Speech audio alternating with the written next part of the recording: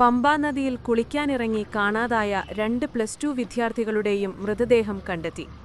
Mylapra mount Bethany സ്കൂളിലെ +2 വിദ്യാർത്ഥികളായ കോന്നി വെള്ളപ്പാറക്കിടങ്ങിൽ ബിനുവിന്റെ മകൻ ജോഷിൻ ബിനു, മൈലപ്ര വടക്കേ മറ്റപ്പള്ളിൽ ബിജു സാം വർഗീസിന്റെ മകൻ ക്രിസ് സാം ബിജു എന്നിവരാണ് അപകടത്തിൽപ്പെട്ടു മരിച്ചത്. ഇന്നു രാവിലെ 7:30-യോടെ റാന്നി അഗ്നിശമന സേനാംഗങ്ങളും ഈരാറ്റുപേട്ടയിൽ നിന്നുള്ള ടീം എമർജൻസി കേരളയിലെ സംഘവും നടത്തിയ തിരച്ചിലിലാണ് മൃതദേഹങ്ങൾ കണ്ടെടുത്തത്. രാവിലെ 6-ഓടെ തിരച്ചിൽ തുടങ്ങിയ ടീം എമർജൻസി കേരള ഒരു മൃതദേഹം മുങ്ങിയെടുത്തു.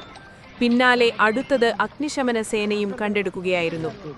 ആന്റോ ആന്റണി MP-യുടെ അഭ്യർത്ഥന പ്രകാരമാണ് ഈരാറ്റുപേട്ടയിൽ നിന്നുള്ള സംഘമെത്തിയത്. റാന്നി ഐത്തലയിൽ പമ്പാ നദിയിലെ കളരിക്കൽ കടവിൽ കുളിക്കാനിറങ്ങവെയാണ് അപകടം സംഭവിച്ചത്. കൂടെ പഠിക്കുന്ന സുഹൃത്തിന്റെ വീട്ടിലെത്തിയ സംഘം നദിയിൽ കുളിക്കാനിറങ്ങിയതായിരുന്നു. കുളിക്കുന്നതിനിടെ പെട്ടെന്ന് ഒഴുക്കിൽപ്പെടുകയായിരുന്നു.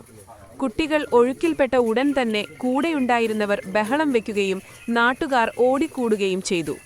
അപകടത്തിന് പിന്നാലെ റാന്നിയിൽ നിന്നുള്ള അഗ്നിശമന സേനാ യൂണിറ്റും റാന്നി പോലീസും സംഭവസ്ഥലത്ത് ക്യാമ്പ് ചെയ്ത് തിരച്ചിൽ നടത്തിയെങ്കിലും വെളിച്ചക്കുറവും നദിയിലെ അടിയൊഴുക്കും തിരച്ചിലിന് വെല്ലുവിളി ഉയർത്തിയിരുന്നു. ഇൻക്വസ്റ്റ് തയ്യാറാക്കി പോസ്റ്റ്മോർട്ടത്തിനു ശേഷം മൃതദേഹം ഇന്ന് ബന്ധുക്കൾക്ക് കൈമാറുമെന്ന് പോലീസ് പറഞ്ഞു.